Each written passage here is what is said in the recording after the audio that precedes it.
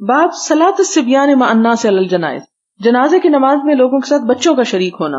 اس سے کیا پتہ چلتا؟ بچوں کو شریک اس لیے بھی کرنا چاہیے کہ انہیں پتہ چلے کہ کس موقع پہ کیا کرنا چاہیے. یہی بچے اگر بغیر کسی ایسی محفلوں میں شریک ہوئے بڑے ہو جائیں گے تو ان کو تو یہ سب کچھ بھول جائے گا اور ان کو نہیں پتہ چلے گا اور وہ اپنی ذمہ داریاں بہتر طور پر ادا نہیں کر سکیں گے. اس لیے جہاں اور ہم ہر بات کا خیال رکھتے ہیں، چھری کانٹے سے کھانا سکھاتے ہیں، وہاں ان کو یہ بھی سکھانا چاہیے کہ جنازے میں شریک ہونا بھی ایک ضرورت ہے اور ذمہ داری کی بات ہے.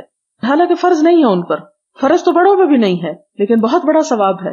اب دیکھیں اسلام کا طریقہ، ایک چیز فرض نہیں قرار دی کہ اس لیے کہ فرض قرار دی جاتی تو وہ لوگ جو بیمار ہیں، معذور ہیں، پریشان حال ہیں، مصروف ہیں بہت زیادہ، ان پہ ایک مصیبت آ جاتی، دین سخت ہو جاتا. ان کی آسانی کے لیے اللہ تعالیٰ نے اس کو فرض نہیں کیا، لیکن اگر سنت رکھا تو اتنا ثواب بتا دیا کہ کوئی بھی شخص جس کو یہ ثواب پتا چل جائے کہ ایک دن ایک جنازے میں شریک ہو کے اتنی نیکی مل جائے گی تو وہ اس کے مقابلے میں دوسرے کام جو ہے پوسٹ پون کر دے گا اور وہ اس نیکی کو پانے کے لیے آگے بڑھے گا. اور یہ ہے اسلام کی وسعت اور وہ چیز جس نے مسلمانوں کے لیے ان ساری چیزوں پر عمل کروانا بڑا آسان کر دیتا. ہمارے لیے اس لیے مشکل ہو گیا کہ ہم نے اس کی روح کو نہیں پایا اور صرف چند ریچول کے ساتھ چمٹ گئے.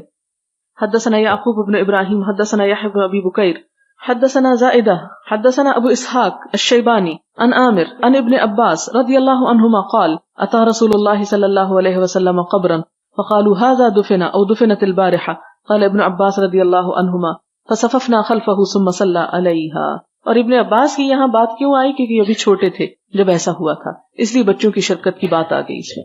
اور یہ وہی حدیث ہے جو بارہا گزر چکی کہ وہ جھاڑو لگانے والا مرد یا عورت جب فوت ہو گئے تو اس کی قبر پہ آپ نے آ کے جنازہ پڑھایا